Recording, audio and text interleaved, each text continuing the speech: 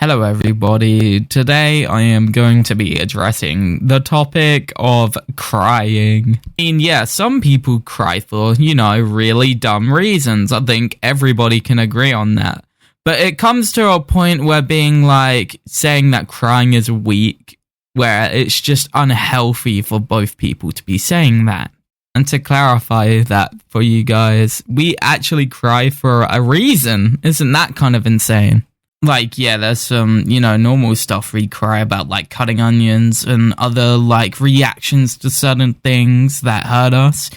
But mainly, the thing I'm talking about is emotional crying. And what I mean by emotional crying is crying as an emotional response to something. It can be anything, such as crying as an emotional response to being abused or something, upset you in, a relationship or a friendship. And the way you respond is by crying. There's a lot of stigma about crying. It is a vulnerable emotion.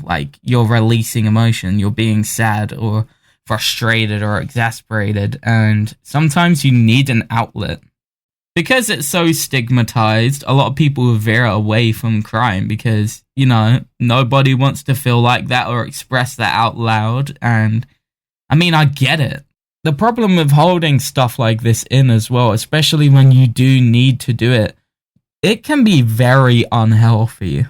There's a lot of unhealthy ways to cope, and that is especially one of them. Putting off your own emotions, keeping them bottled up. Again, it's a stepping stone for, mental illnesses like anxiety or depression to foster in.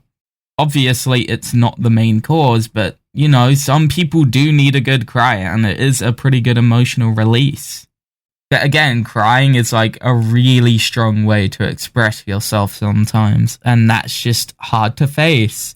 And sometimes it's instilled in people who grew up in stricter families. They're encouraged to not cry, they're encouraged to stay strong and bottle up their emotions, when all it does is harm them. Another reason why it has so much stigma is because of people who cry for really stupid reasons. And sometimes it's really hard to find that line, about crying about things you deem justifiable and about things you deem unjustifiable. Most people default to, I don't want to cry, because it's weak, because that's the easiest way to confront it. And this is a psychological thing for a lot of people because, it's actually easier to face it that way in terms of that conclusion.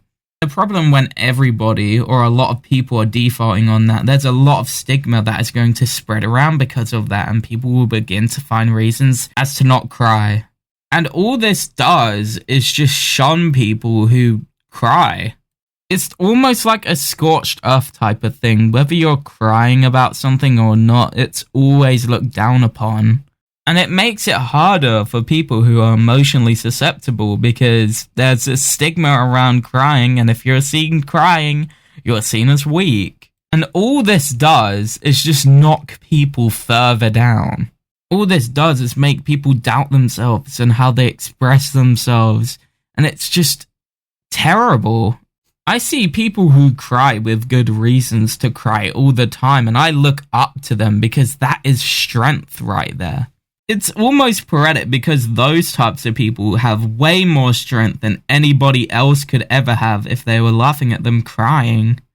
I've seen examples of this so many times, and it's just so sad for both sides. On one side, you're just laughing at somebody for expressing themselves because they feel bad about something.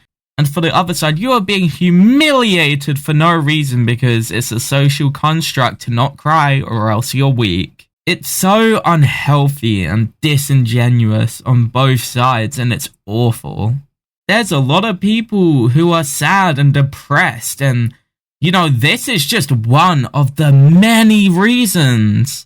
And that's the hard truth. The world doesn't usually like honest people. Depending on what context there is either a lot or nothing to get from telling the truth. With lying, you could lie your ass off, and guess what? You gain from it every single time, guaranteed. That's why people mask themselves all the time to appeal to these social constructs that don't really make much sense.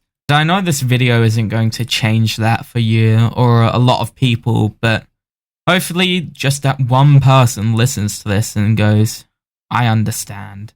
And I love talking about this type of stuff to my friends and just random people in general because it's not something you really think about too much. And I'm just going to say it's always the best you question the crowd before joining with them. Otherwise you fall in this pit of falsehoods and validation and insecurity that only makes things worse. It reinforces these beliefs and it just hurts people, and I will say that over and over again because it is true. It's just a thing that people don't really understand other people as individuals anymore. And again, I just hope saying this, I hope, at least one person listens. I hope this inspires somebody to, express their gripes about society. I don't want to go on this side tangent for too long, so this is all I have. I know this won't get any attention whatsoever, but if you want to leave a comment down below and just let me know if you want me to talk about some other things, let me know. Anyways, farewell everybody.